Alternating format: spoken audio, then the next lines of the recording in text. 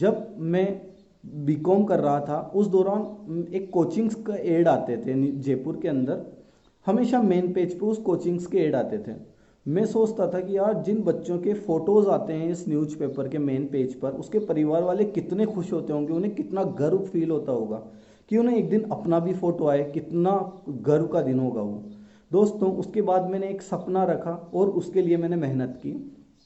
मैंने festival sacrifice किए, family function sacrifice किए, और मैं एक दिन ऐसा आया कि मेरा ऑल इंडिया 5th रैंक आया, ऑल इंडिया 10th रैंक आया, ऑल इंडिया 30 रैंक आया, और मैं उसी कोचिंग के उस मेन पेज पर था। तो दोस्तों असंभव कुछ भी नहीं होता, बशर्ते कि आप अपने गोल के प्रति डेडिकेटेड रहें। दोस्तों एक पेज होता है 8वां पेज, टीए की बैठक का पेज दैनिक भास्कर में। दोस्तों वहां तो आपका परिवार आपको एक दिन वैसे भी पहुंचा देगा। अगर दम है तो जीते जी कुछ ऐसा करो कि आप मेन पेज पर आ जाओ। अब मैं आपको अपने रिश्तेदारों के बारे में बताना चाहता हूं जो हर मिडिल क्लास बच्चा फेस करता है। दोस्तों जब भी किसी रिश्तेदार के बच्चे को किसी एग्जाम में सिलेक्शन हो जाता है, तो जैसे मानो आपके घर पे बहुत कर्फ्यू जैसा माहौल हो जाता है। वो चीज़ मैंने भी फेस की है, और अब मेरे रिजल्ट की वजह से मेरे रिश्तेदारों के बच्चे फेस करते हैं। तो दोस्तों ये सब एक नॉर्मल सी बात है। पर जब आपके रिश्तेदार आपके घर आते हैं और आपसे आपका रिजल्ट पूछते हैं, आपको शर्मिंदगी महसूस होती है। तो दोस्तों आप ये सोचिए कि आप मेहनत करके उन रिश्तेदारों को जवाब दे सकते हो। जब आपका रिजल्ट आ जाएगा, आप किसी एग्जाम में सेलेक्ट हो जाओगे, तो उस दिन वही रिश्तेदार आपको कॉन्ग्रेचुलेशंस का मैसेज करेंगे। दोस्तों जिंदगी उसे कहते हैं जब बेइज्जती करने वाले रिश्तेदार ही आपसे रिश्ता जोड़ने लग जाए। अब मैं आपसे ये शेयर करना चाहता हूँ कि मैंने किस तरह पढ़ाई की। मैं इंस्टीट्यूट द्वारा दिए गए स्टडी मटेरियल्स को पूरा पढ़ता था, except DT, IDT and low. उसके अंदर मैं रेफरेंस बुक्स काम में लेता था। इसके अलावा मैं स्कैनर पढ़ता था, एमटीपी आरटीपी पढ़ता था। अब मैं बताना चाहता हूँ मॉड्यूल। मॉड्यूल इंस्टीट्यूट का दिया, इंस्टीट्यूट द्वारा दिए गए मॉड्यूल्स को मैं पूरा पढ़ता था, फर्स्ट अक्षर से लेके आखिरी अक्षर तक। अगर कोई मॉड्यूल 700 पेज का है तो मैं उसे 10-10 पेज 70 दिन तक पढ़ता था। इस तरह उस पूरे मॉड्यूल को मैं कंप्लीट करता था। लेकिन मैं कभी ये नहीं सोचता था कि इसमें क्या इंपॉर्टेंट और क्या नहीं, क्योंकि अगर आपको रैंक लेके आनी है तो आपको इंस्टीट्यूट कौन से किस तरह का क्वेश्चन पूछेगा ये आपको नहीं पता।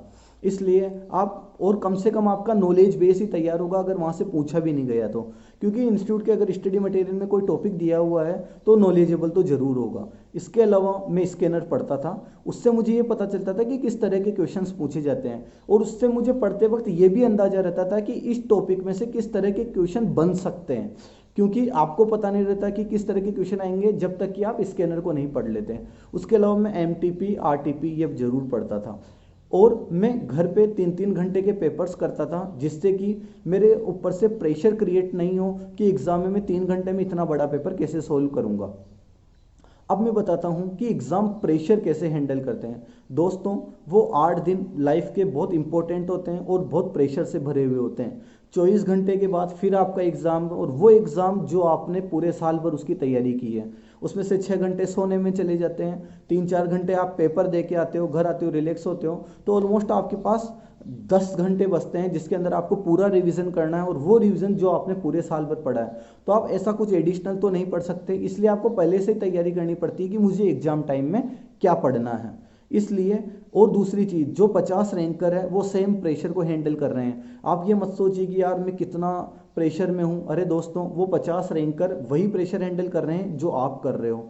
इसलिए आप इस तरह अपने मन को दिलासा दीजिए। फ्रेंड्स अब मैं आपसे बताना चाहता हूं कि जो व्यक्ति हिंदी मीडियम से हैं वो हीन भावना का शिकार हो जाते हैं।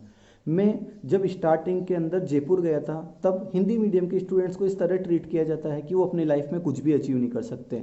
उनके दिमाग को उन्हें कंप्लीट डीमोटिवेट कर दिया जाता है। तो मैं आपको बताना चाहता हूँ कि इंग्लिश सिर्फ एक लैंग्वेज है, लाइफ नहीं।